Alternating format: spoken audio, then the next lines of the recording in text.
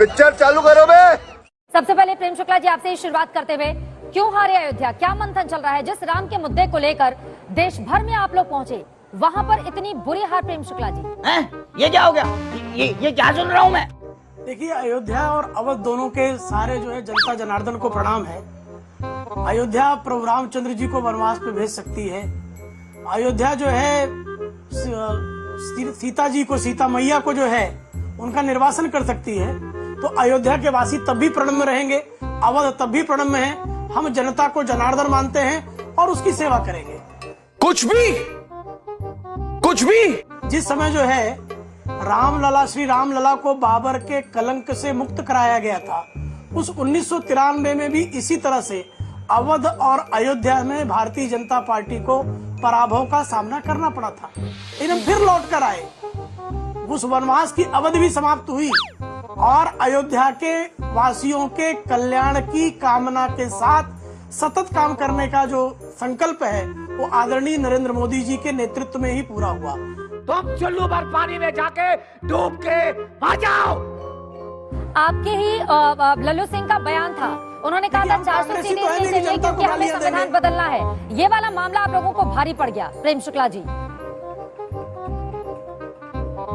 चित्रा जी, हम जनता के हर जनादेश को स्वीकारते हैं, सर माथे स्वीकारते हैं। हम कोई कांग्रेसी तो है नहीं कि जनता को दैत्य कहेंगे, जनता के विवेक पर प्रश्न चिन्ह खड़ा करेंगे। हम चुनाव आयोग को भी दोष नहीं देंगे। आप कहाँ थे ज्ञानी बाबा? ठीक है, डॉक्टर अजीज खान जी, सीधे अब आपके पास आते हुए, समाजवादी पार्टी के इस बड़ी जीत के पीछे अजीज खान साहब क्या वजह नजर आती है? आप लोग तो बड़े खुश हैं, खुश होना भी चाहिए। राम का मुद्दा ऐसा था जिस पर बीजेपी को कई बार प्राणवायु मिली राजनीति में, लेकिन इस बार उसको नुकसान का सामना करना पड़ा है। वो भी तब जब जनवरी में ही प्राण प्रतिष्ठा वहां पर हुई है और विकास का काम भी हुआ है। अजीज खान जी, इससे भी आप इनकार नहीं कर सकते। मैं नहीं मानता। लेकिन कौन सा मुद्दा रहा जो समाजवादी पार्टी के पक्ष में गया? देखिए चित्रा जी, वो क्या कहते हैं कि जो बागवां फूलों का वफादार नहीं है, गुलशन की हिफाजत का वो हकदार नहीं। क्या बात है सर, क्या बात है सर। आज ये जो शेर है, ये बिल्कुल जो है वो बीजेपी पर बिल्कुल फिट बैठ रहा है। इसलिए क्योंकि इन्होंने बड़े बड़े ख्वाब दिखाए थे, नारे दिए थे। आपने एहसास किया कि उसी अयोध्या की बात है।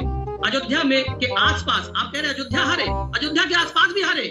जनता ने इनके नफरत की राजनीति को नकार दिया। जनता माफ नहीं करे। जनता नफरत की राजनीति को नहीं पसंद करना चाहती। वो चाहती विकास की बात हो, तरक्की की बात हो, और इन्होंने तरक्की किया नहीं, विकास की बात नहीं की, इन्होंने सिर्फ नफरत की बात। पहली बात। दूसरी बात, इनकी पोल आउट हो गई। कहीं ना कहीं इनके मन में जो थी बात, इनके नेताओं ने भी पहले स्पष्ट किया था, इनकी सोच भी थी, ये आरक्षण खत्म करना चाहते थे, ये संविधान में संशोधन करना, ये संविधान बदलना चाहते थे। तमाम मन में बातें थी। वजह साफ है, क्योंकि अब जनता कटता की राजनीति को नहीं पसंद करना चाहती। जनता चाहती विकास की बात हो, और विकास और तरक्की की बात हो, नौकरी की बात हो, महंगाई की बात हो। इस प्रकार की बचकाना बातें किसी के गले नहीं उतरती, लोग मजाक उड़ा